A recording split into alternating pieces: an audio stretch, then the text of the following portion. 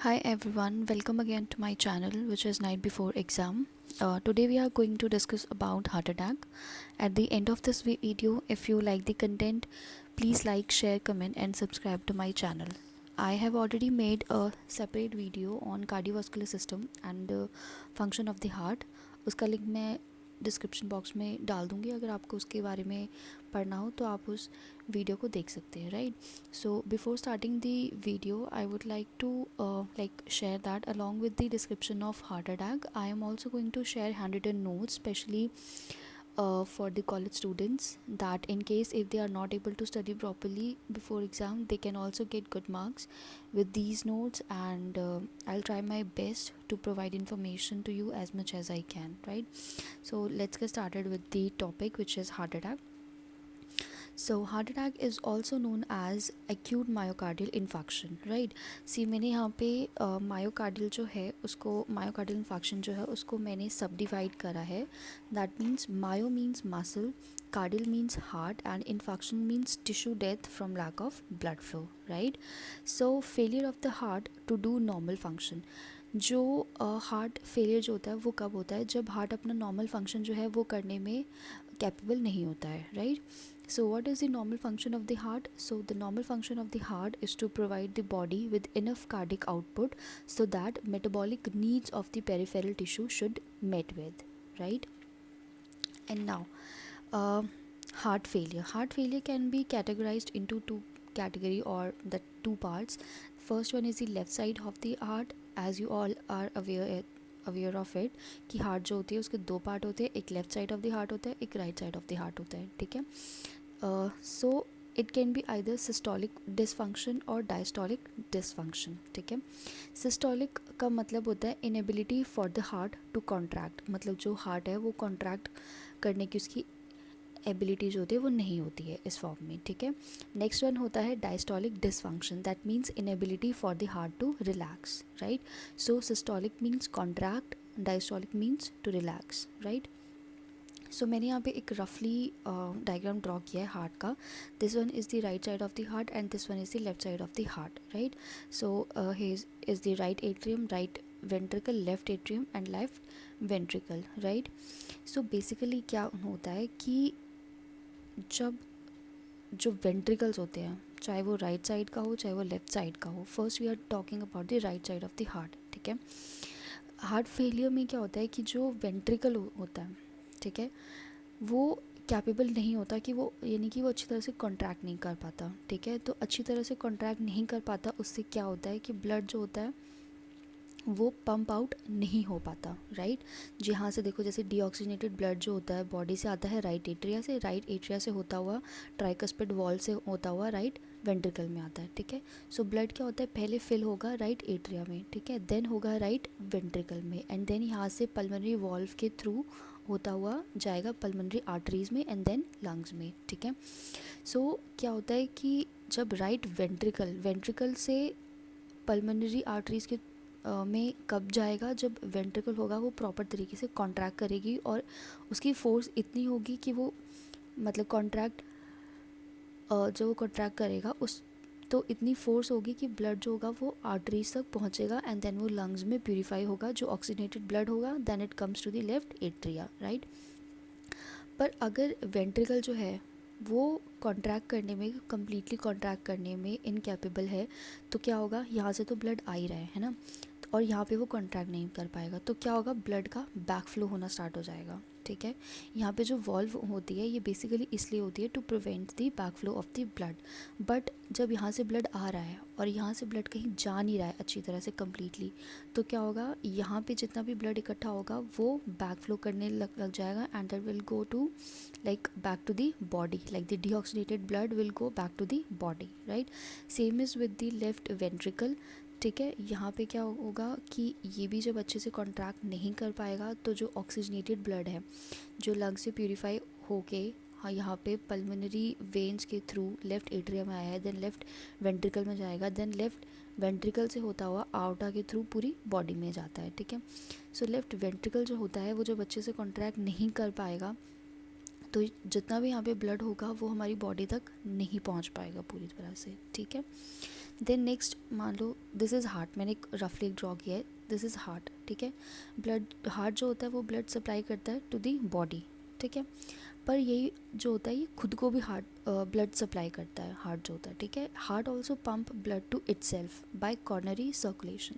C there are three type of circulation, first one is the pulmonary circulation, second one is the systemic circulation and third one is the coronary circulation, ठीक है। जो पहले दो हैं उनमें मैंने जो फर्स्ट आपको वीडियो बताई है उसमें मैंने ऑलरेडी डिस्क्राइब किया है, तो आप उसमें देख सकते हो। एंड कॉर्नरी सर्कुलेशन जो होता है like small arteries and veins जो होते हैं दे सप्लाई हार्ट टू, जो ब्लड होता है उसको सप्लाई करते हैं हार्ट सेल में ही, राइट, ठीक है। Then we come to the small arteries become blood blocked and stop supply blood to the heart tissue until when the tissue dies. Almost जितने भी हार्ट अटैक होते हैं that occurs because of the endothelial dysfunctioning, ठीक है। अब endothelial dysfunctioning क्या होती है? It is a condition in which the endothelial layer यानी कि जो इनरमोस्ट लेयर होती है of the small arteries that fail to perform all of its important functions normally, जो भी उनके नॉर्मल फंक्शंस होते हैं उनको परफॉर्म करने में फेल करती है, right. Then functions of the endothelial, अब एंडोथेलियल का फंक्शन क्या होता है? Basically to maintain a proper constriction and dilation of the blood vessels, ठीक है। Next is to protect the tissue from various toxic substances, then regulate the blood clotting mechanism. Then when endothelial layer fails to perform all these functions adequately or endothelial dysfunction is present, condition will favor the development of atherosclerosis, hypertension and other type of cardiovascular disease, right? Now what is atherosclerosis? Atherosclerosis is the buildup of fats, cholesterol, and other substances in and on the artery walls. A buildup of cholesterol plaque in the wall of arteries causing obstruction to the blood flow. See, for example this is an artery, ठीक है। यहाँ से blood जो है ऐसे properly flow हो रहा है, ठीक है। इन केस यहाँ पे अगर फैट, कोलेस्ट्रॉल ये सब चीज़ें डिपॉजिट होना स्टार्ट हुई हैं तो होती होती होती होती वो एक बिल्डअप लाइक इस तरह से वो ग्रो कर जाएंगी, ठीक है। एंड उसके बाद इन केस जैसे ब्लड फ्लो हो रहा है, ठीक है, अगर यहाँ से थोड़ा सा भी पार्ट इसका रप्चर होता है और वो निकल जाता है तो जितने भी ब्लड सेल्स होंगे वो वहाँ पे होना स्टार्ट हो जाएंगे, क्लॉटिंग होना स्टार्ट हो जाएगी, क्लॉट होते होते होते आर्टरी जो है वो ब्लॉक हो जाएगी, ठीक है, जिससे कि हार्ट अटैक एक कंडीशन पैदा हो सकती है। So heart attack also occurs when there is a complete or sudden blockage of the coronary artery, ठीक है। एकदम सडन ब्लॉकेज हो जाती है या फिर कंप्लीट ब्लॉकेज हो जाती है आर्टरी की, तो उस टाइम भी हार्ट अटैक हो सकता है, राइट। सो ये तो मैंने आपको समझाने के लिए रफली समझा दिया। Now we are going through the definitions. So heart failure, what is heart failure? It is a clinical pathological syndrome characterized by failure of the heart to generate enough cardiac output to meet the minimum metabolic needs of the body tissues in spite of normal or above normal filling pressure. Now what is cardiac output, right? Cardiac output, it is the amount of blood the heart pumps in 1 minute. एक minute में heart जो है जितना भी blood pump out करता है that is known as cardiac output, ठीक है। कार्डिक आउटपुट जो होती है that is dependent on heart rate, contractility, preload and afterload, right. And how to calculate cardiac output? Cardiac output can be calculated as heart rate into stroke volume, ठीक है। Now there are various determinants of the stroke volume but 3 are the most important, that is intrinsic health of the myocardium, preload and afterload, right. Then we are going to discuss about the heart rate. What is heart rate? Heart rate is like how many times the left ventricle contracts per minute. यहाँ पे मैंने left इसलिए किया use because we are talking about the left side of the heart, so इसलिए मैंने यहाँ पे left ventricle किया use, ठीक है। So how many times the left ventricle contract per minute? एक मिनट में जो ventricle है वो कितनी बार contract करता है, that is known as heart rate, right? Next one is the stroke volume. Stroke volume क्या होता है? It is the amount of blood that pumps out of the heart with each beat. हर एक beat के साथ heart में से कितना ब्लड जो है वो पंप आउट होता है, that is known as stroke volume, ठीक है। And that is about 60 to 120 ml per beat के साथ 60 से 120 ml ब्लड जो होता है वो पंप आउट होता है, right. Next one is the intrinsic health of the heart. See ये मैंने left side of the heart draw किया है, left atrium, left ventricle, mitral valve which is also known as bicuspid valve, and this is aortic valve, right? Now this is the left ventricular myocardium, right? Now what is intrinsic health of the myocardium? See अगर यहाँ पे suppose अगर ये portion जो है like myocardium जो है left ventricular myocardium अगर ये हेल्दी है, ठीक है, तो लेफ्ट वेंट्रिकल जो होगा वो अच्छे से पंप करेगा, अच्छे से वर्क करेगा और ब्लड लाइक जो कॉन्ट्रैक्शन इसकी रिलैक्सेशन और कॉन्ट्रैक्शन है वो अच्छे से होगी, right. So like is it healthy और डिजीज़? अगर ये हेल्दी है तो अच्छे से वर्क करेगा, अगर ये या तो ये मान लो कि अगर इतना सा पोर्शन है इसका डैमेज हो गया या कोई प्रॉब्लम हो गई या कोई डिजीज़ हो गई, ठीक है, तो वेंट्रिकल जो है वो अच्छे से वर्कआउट नहीं कर पाएगा, right. So if myocardium is healthy the cardiac output will be better, if the myocardium is not healthy so the cardiac output will not be better, right? So next one is the what is preload. Next one is preload. Preload is the amount of blood that is present in the ventricular cavity at the end of the diastole. ठीक है, see first understand what is systole and what is diastole. Systole means contraction, diastole means relaxation, right? So preload is the amount of blood that is present in the ventricle. Ventricle में जो blood है जो present होता है at the end of the diastole, right? So during the diastole the left ventricle is relaxed, ठीक है, यानी कि डायस्टॉल मतलब जब ब्लड उसमें भर रहा है, ठीक है। So at that point the left ventricle is relaxed as it is accumulating the blood, and at the end of the diastole whatever amount of blood is present at the end of the diastole, मतलब जब relax जब ventricle जो है जब वो relax होता है या फिर बिफोर दिस सिस्टोल यानी कि कॉन्ट्रैक्ट होने से जस्ट पहले जो भी अमाउंट ऑफ ब्लड जो होता है वो उसमें प्रेजेंट होता है at the end of the diastole in left or right ventricle, the amount of blood is known as end diastolic volume, right? So what is end diastolic volume? It is the amount of blood which is present in the ventricle by the end of the diastole just before the systole, यानी कि contract होने से just पहले जितना amount of blood जो होता है जो वेंट्रिकल में प्रेजेंट होता है that is known as end diastolic volume. Now systole power of the ventricle has to work and push out not completely but 50% of the blood, ठीक है. जब वेंट्रिकल होता है जब वो कॉन्ट्रैक्ट होता है तो उसमें से ब्लड जब पंप आउट होता है यानी कि वेंट्रिकल से जब आउटिक वॉल्व के थ्रू होता हुआ बाहर निकलता है बॉडी में तो वो पूरा का पूरा ब्लड पंप आउट नहीं होता है. Only 50% of the blood is pump out and 50% and जो रेस्ट होता है वो वेंट्रिकल में ही होता है. That is known as ejection fraction, right. So ejection fraction of the end diastolic volume. What is the definition of ejection fraction? The fraction of the end diastolic volume which is ejected per stroke of the या फिर per contraction of the left or right ventricle, right? The next one is preload is the amount of blood on which left or right ventricle has to work. So preload is equals to end diastolic volume. Any factor मतलब कोई भी factor जो end diastolic volume को increase करता है that will also increase the preload. Now ejection fraction can be characterized into left ventricular ejection fraction and right ventricular ejection fraction.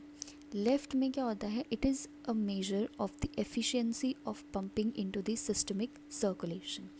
ठीक है, systemic and pulmonary circulation जो है वो मैंने वीडियो जो मैंने आपको बताया उसमें मैंने पूरा डिस्कस किया है, आप उसमें देख सकते हो, ठीक है. तो सिस्टमिक सर्कुलेशन इज़ जो भी लाइक जो left side of the heart जो होता है जो ब्लड को पंप आउट करके बॉडी में पहुंचाता है पूरी बॉडी में that is known as systemic circulation. Pulmonary circulation क्या होता है कि जो right side of the heart होता है वो डीऑक्सीजनेटेड को पंप आउट करके जो उसको पल्मोनरी आर्टरीज़ के थ्रू लंग्स तक लेके जाता है that is known as pulmonary circulation, right. So left ventricular ejection fraction is, it is a measure of the efficiency of pumping into the systemic circulation.